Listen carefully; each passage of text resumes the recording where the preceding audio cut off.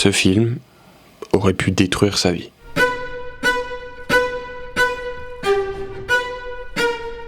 Ruiner une carrière pour au final changer l'histoire. 10 ans. C'est ce qu'il aura fallu à Christopher Nolan pour préparer Pile ou Face. Vous l'avez compris, aujourd'hui, on se plonge dans Inception. Le héros derrière ce projet, qu'on appellera Nolan, il est né à Londres en 1970. Et dès le plus jeune âge, il baigne dans le cinéma. Il grandit entre le Royaume-Uni et les US, et c'est ce mélange-là qui va forger toute sa culture. À 7 ans, il commence déjà à faire des petits films en stop motion. Parce qu'il faut savoir que son père Brendan Nolan a alimenté cette passion en lui offrant son premier Super 8. Avec son frère Jonathan, il s'amuse à tourner. C'est d'ailleurs lui qui le suivra plus tard, et ça sur plusieurs projets en tant que scénariste. Bref, à 11 ans, Nolan sait qu'il veut faire des films. Pour lui c'est clair, il déviera jamais. Il va pas faire une école de cinéma, non, il choisit la littérature. À l'UCL, une université à Londres, mais c'est ici qu'il apprendra vraiment à raconter des histoires. Évidemment, grâce à la section cinéma de son école, il peut profiter des caméras 16 mm.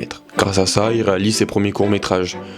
Bref, on va pas passer 3 heures sur son adolescence, mais ça a pas été facile. Il bosse à temps plein et tourne le week-end, résultat, en 1998, il sort Following.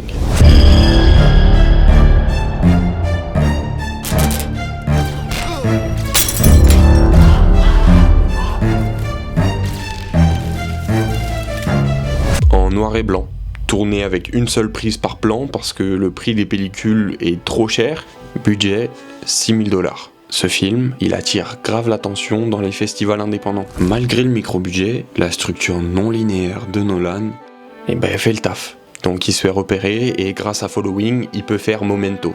Gros classique, je vous conseille vraiment d'aller le voir, c'est une putain de dinguerie. Et à partir de là, sa carrière décolle. Warner le repère, il signe dans les années 2000 et commence à bosser sur une idée un peu chelou, un film sur les rêves. Inspiré par ses propres rêves lucides et cette idée que la réalité, elle peut être tordue, il écrit un traitement de 80 pages sur une version d'horreur. Mais au bout d'un moment, il stoppe tout. Trop ambitieux, trop compliqué, il pense qu'il est pas prêt. Alors Warner l'envoie s'entraîner pour prendre de l'expérience sur Batman.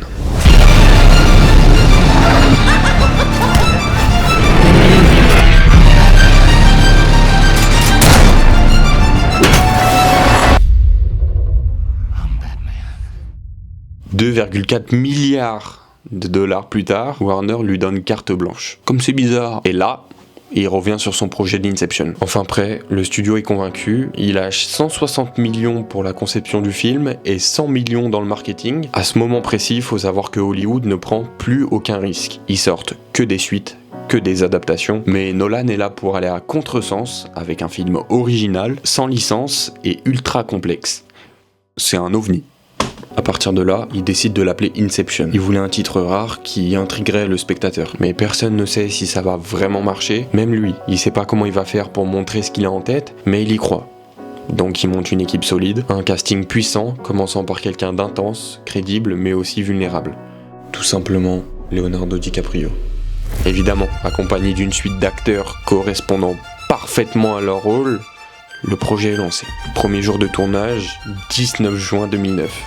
On est au Japon, il prend avec lui son équipe de confiance, ambiance calme, concentrée. Il veut ses piliers autour de lui, notamment sa femme, Emma Thomas,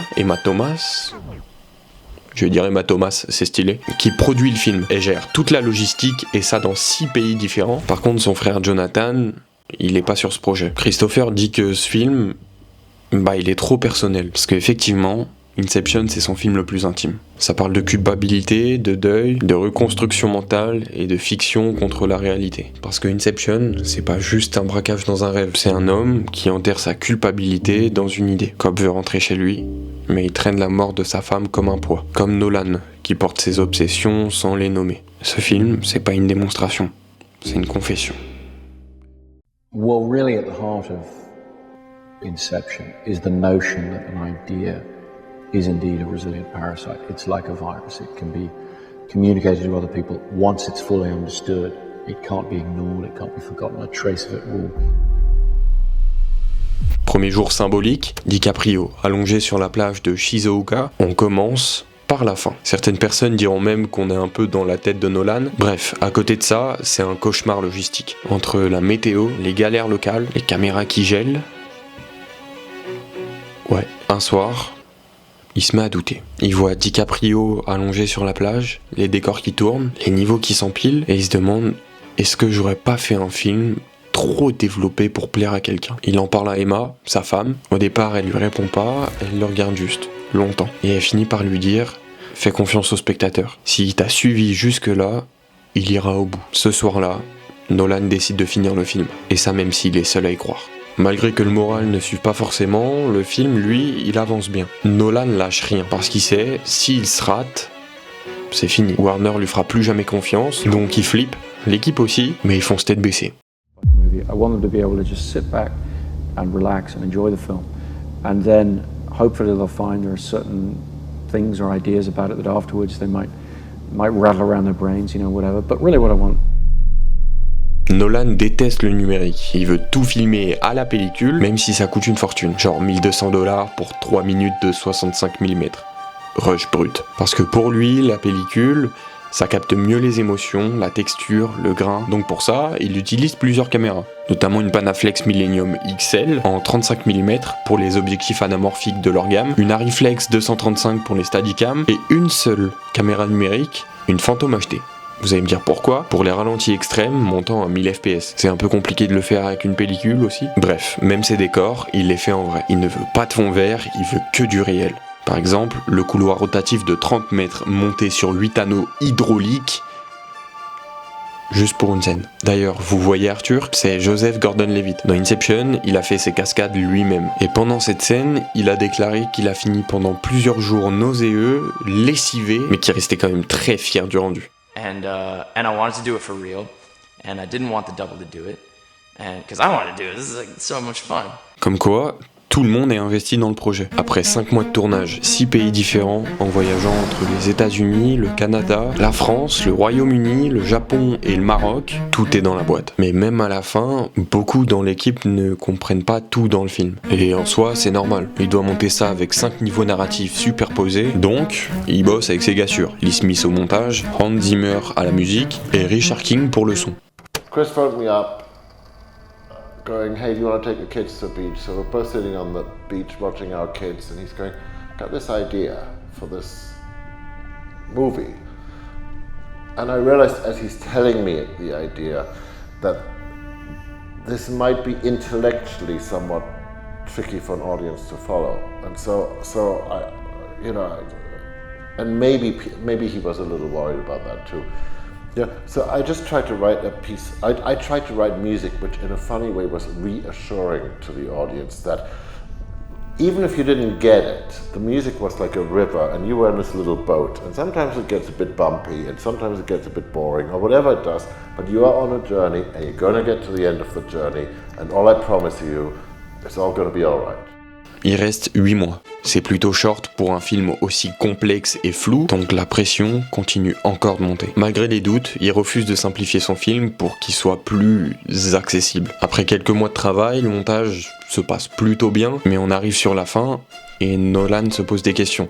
Il fait face à l'un des plus gros dilemmes. La toupie doit tomber, continuer de tourner, ou alors il doit laisser le spectateur l'imaginer. Il fait plusieurs projections tests avec son entourage pour se décider. L'objectif du film, que l'extraordinaire paraisse normal. Le film est prêt. Nolan l'a préparé comme un secret militaire, à un point où même les projections de presse n'ont pas les 5 dernières minutes du film. Son objectif est de garder la fin pour le public. Donc après énormément de complications, du travail acharné, des nuits courtes et beaucoup de doutes, Inception sort enfin. Le 16 juillet 2010, dans toutes les salles de cinéma, c'est le bordel. Les gens le revoient 2 fois, 3 fois, et voire même 4. Le mystère stimule le bouche à oreille. C'est un carton absolu. 364 millions de dollars au box-office en seulement 10 jours, et 837 au total. Nolan a réussi son coup de poker. À l'avenir, on aura donc des blockbusters beaucoup plus intelligents, originaux et ambitieux, comme par exemple Tenet, Interstellar ou encore Edge of Tomorrow. Le risque de faire des films comme cela aurait été beaucoup plus gros avant Inception. Il a risqué sa carrière pour ouvrir une nouvelle porte dans le cinéma. Merci Nolan.